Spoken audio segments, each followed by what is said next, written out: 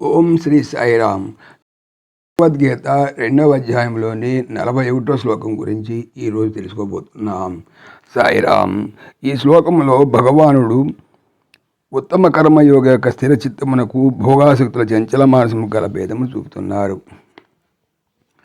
వ్యవసాయాత్మికా బుద్ధిరేకేహ కురునందన బహుశాఖాహ్యనంతా చ బుద్ధయో వ్యవసాయినాం. కురునందన, ఓ అర్జున, ఈ కర్మయోగం యొక్క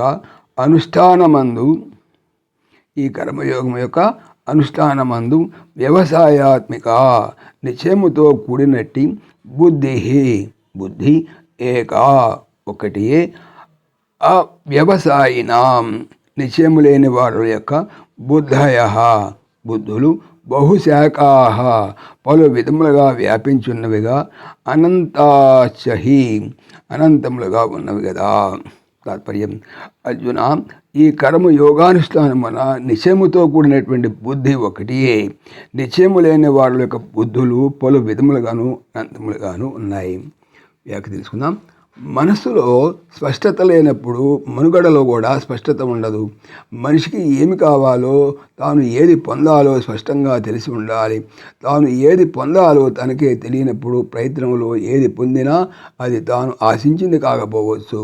తన ప్రయాణం ఎచ్చగడ్డిగో తెలియనటువంటి వ్యక్తి ఎటైనా పోవచ్చు.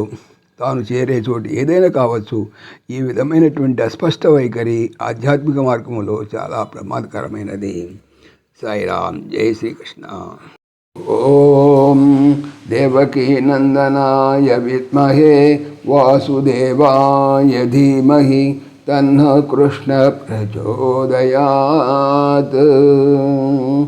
ఓం సర్వం శ్రీకృష్ణార్పణమస్తు. జై శ్రీకృష్ణ. జై జై శ్రీకృష్ణ. ఆత్మీయులకు మనవి, శ్రీకృష్ణ పరమాత్మ ఈ ఛానల్తో పాటుగా అనంత మహిమల శ్రీ సత్యసాయి అనేటువంటి మరొక యూట్యూబ్ ఛానల్ చేయిస్తున్నారు. దీనికి సంబంధించిన లింకు డిస్క్రిప్షన్లో చూడవచ్చు. జై శ్రీకృష్ణ. జై జై శ్రీకృష్ణ.